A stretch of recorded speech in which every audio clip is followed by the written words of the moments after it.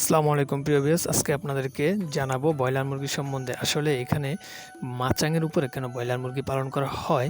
আসলে সাধারণত এটা সবাই করে না। আমরা সাধারণত মাচাং ছাড়া মাটিতে ব্রয়লার মুরগি বেশিরভাগ লালন পালন করে থাকি।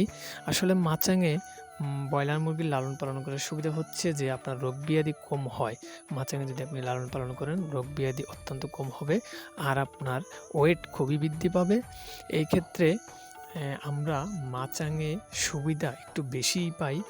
হ্যাঁ, তো আপনারা দেখতে পাচ্ছেন এখানে বেশ ব্রয়লার মুরগি আছে। এগুলোর বয়স কিন্তু সীমিত, মাত্র ১৯ দিনের বয়স। এই মুরগিগুলোর ১৯ দিনে খুব দ্রুত বেড়ে উঠেছে এবং ওয়েটও অনেক বৃদ্ধি পেয়েছে।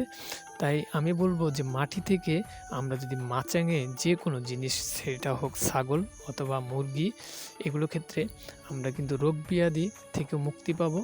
হ্যাঁ, সীমিত এক পাশ থেকে। আপনারা একটা জিনিস খেয়াল করবেন যে মাটি যে লালন পালন করি ওইখানে জীবাণু দূষিত এগুলো হয়, বায়ু যেটা বাতাস ওইটা আপ ডাউন করতেও সমস্যা হয়। তাই আমাদের সুবিধা হলো যে যদি আমরা মাচাঙে মুরগি হোক ছাগল হোক লালন পালন করি, হ্যাঁ, দ্রুত ওয়েট বৃদ্ধি পায় এবং দ্রুত বেড়ে ওঠে। তাই আমরা যারা নতুন উদ্যোক্তা আছি, যারা আমরা ব্রয়লার মুরগি লালন পালন করি, একটা জিনিস ট্রাই করে দেখতে পারেন যে মাটিতে আসলে ভালো হয় না মাচাং তৈরি করে মাচাঙের উপরে লালন পালন করলে যে কোনো জিনিস ভালো হয়।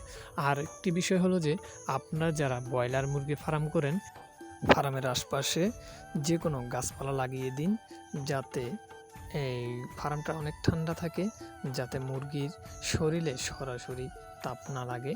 আসলে তাপমাত্রার কারণে দেখা যাচ্ছে বেশ মুরগি স্ট্রোক করে। আসলে স্ট্রোকের হাত থেকে বাঁচাতে হলে আমরা কি করি, ওই ফ্যান ব্যবহার করে থাকি। আসলে আমরা যদি এই ঘরটাকে ছায়া দিতে পারি, অবশ্যই ঘরটা ঠান্ডা থাকবে। তাই এই ফার্মটির আশেপাশে আমাদের উচিত গাছপালা লাগিয়ে দেওয়া, যে হোক না ফল গাছ বা অন্য গাছ, যে কোনো গাছ ছায়ার জন্য আমরা এই কাজটা করতেই পারি। মুরগির জন্য অত্যন্ত ভালো হয়।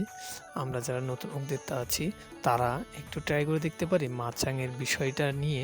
হ্যাঁ, আপনাদের সবার জন্য শুভকামনা রইল। সকলে ভালো থাকবেন, সুস্থ থাকবেন। দেখা হবে কোনো আরেকটা ভিডিও নিয়ে। আর আমি যা বললাম তা আপনারা ট্রাই করে দেখতে পারেন।